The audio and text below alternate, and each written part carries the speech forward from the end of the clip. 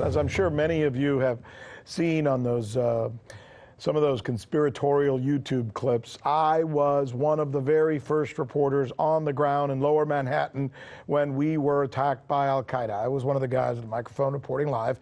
I was working for NBC at the time. It was tough. It was painful. Probably never forget it.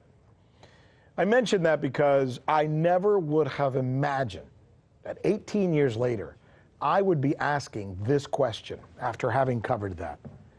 What are we as tax-paying Americans supposed to think when we learn now that we're arming Al-Qaeda on behalf of the Saudis, apparently? Al-Qaeda, think about that. I mean, they're the ones who attacked us on 9/11. And not only did we not defeat them, we're now helping them. Iraq, meanwhile, who we did attack, who did not attack us, we destroyed their country and therefore created another branch of Al-Qaeda. Hello, class, go ahead. ISIS. So now our president is telling us that ISIS is defeated. But today at a conference called the Global Coalition to Defeat ISIS, Secretary of State Mike Pompeo suggested that President Trump is wrong. In fact, he said so. He said there's more work to be done when it comes to ISIS. Trying to help us sort through this now is somebody who covered that event, that conference today, reporting from the State Department. Here's RT America's Dan Cohen. Well, the U.S.-led coalition to defeat ISIS met all day here at the State Department. President Trump made a surprise appearance speaking to the 79-member group. Here is a bit of what he had to say. The United States military, our coalition partners, and the Syrian Democratic Forces have liberated virtually all of the territory previously held by ISIS in Syria and Iraq. It should be formally announced sometime, probably next week, that we will have 100% of the caliphate.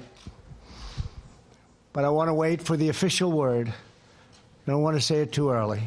Secretary of State Mike Pompeo spoke earlier in the day, urging the coalition to commit to the full and lasting defeat of ISIS. Members of this coalition must be willing to take back foreign terrorist fighters, prosecute them, and punish them.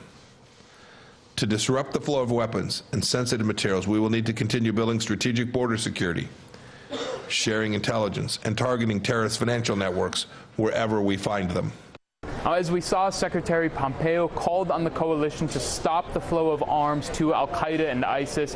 However, he made no mention of the report from CNN that revealed that Saudi Arabia and the United Arab Emirates, two of the closest allies of the United States, have actually been transferring weapons made here in the United States to Al-Qaeda and ISIS. These are, of course, the same countries that have sponsored competing jihadist groups in Syria. Secretary of State Mike Pompeo also spoke about the withdrawal of U.S. troops in Syria, but said the mission has not changed.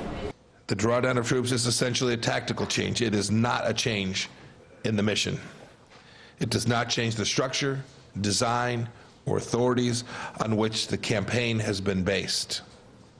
It simply represents a new stage in an old fight. The drawdown will be well coordinated, and our policy priorities in Syria have remained unchanged.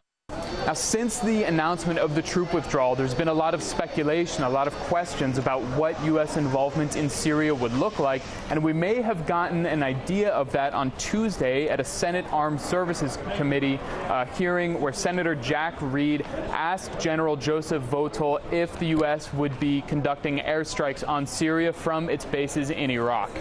We're trying as a alternate approach to at least posit the idea that we can conduct airstrikes from Iraq and we can have forces in Iraq. Is that the fallback position? I think that's probably a discussion more appropriate for the closed session, but we certainly are looking at all options for how we might do that. And the Iraqi president, Barham Saleh, has made clear to the United States that U.S. bombing of Syria from bases in Iraq would be, in his words, unacceptable. So if the U.S. does this, it's almost a surefire way for the U.S. to further alienate itself from its allies in the region. Back to you, Rick. Hey YouTube, thanks for checking out our channel. We hope you enjoyed the video. We have tons of content for you just like this. For more of RT America's one-of-a-kind news and analysis, be sure to subscribe and never stop questioning more.